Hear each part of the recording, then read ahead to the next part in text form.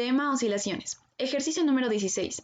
Dos varillas delgadas idénticas, cada una con masa m y longitud L, se unen formando un ángulo recto en forma de L, como se puede apreciar en la figura, 90 grados, el cual se balancea sobre un filo. Si el objeto se desvía un poco, oscila. Calcule la frecuencia de oscilación. Tenemos acá entonces el eje o el punto de oscilación, la primera varilla y la segunda varilla, que tienen la misma dimensión de longitud y de masa. A la mitad de la varilla tenemos el centro de masa de la varilla 1 y de la varilla 2. Del centro de masa al origen sería L medio. Entonces, como datos tenemos que las varillas son iguales, o sea, la masa de la varilla 1 es igual a la masa de la varilla 2. Entonces, la masa total es 2 veces la masa. Tenemos una longitud L. Nos está pidiendo la frecuencia de oscilación. Entonces, para ello necesitamos calcular las inercias. La inercia en el origen. Entonces, sabemos que la inercia va a ser la inercia de la varilla 1 más la inercia de la varilla 2. Las inercias vamos a calcular por el teorema de Steiner, que quiere decir que es la inercia en el centro de masa de 1 más la masa por la distancia al cuadrado. Lo mismo hacemos para la varilla 2. La inercia en el centro de masa 1 es 1 sobre 12 masa por la longitud al cuadrado, más la masa por la distancia desde el eje hasta el centro de masa es la mitad, entonces L medio es elevado al cuadrado. Lo mismo para la varilla 2. Sumamos y nos sale que es la inercia 2/3 de la masa por L al cuadrado. Para calcular el centro de masa necesitamos calcularlo en el eje X y en el eje Y. Lo puse de esta manera porque dice que ambos forman un ángulo recto que sería 90 grados. Esta es la varilla 1 y esta es la varilla 2. Entonces, X centro de masa es X1 más por la masa más X2 por la masa, dividido entre la sumatoria de las masas.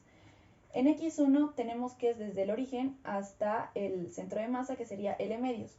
Pero para X2, para la segunda varilla, es una porción muy pequeña, así que es despreciable, por eso lo ponemos como 0. Simplificamos las masas y nos queda L cuartos en el eje X. Y en el eje Y, de la misma manera, hacemos de la distancia del eje Y de la varilla 1 por la masa 1 más la distancia 2 por la masa 2, dividido entre la sumatoria de las masas.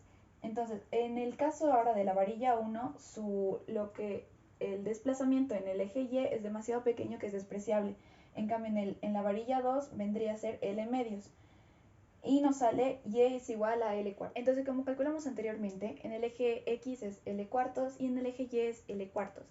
Entonces, esto es vectorialmente, pero lo que nosotros queremos es sacar la distancia. Entonces, sacamos el módulo de todo este vector y sería sus componentes elevados al cuadrado. Entonces, la distancia vendría a ser L cuartos raíz de 2.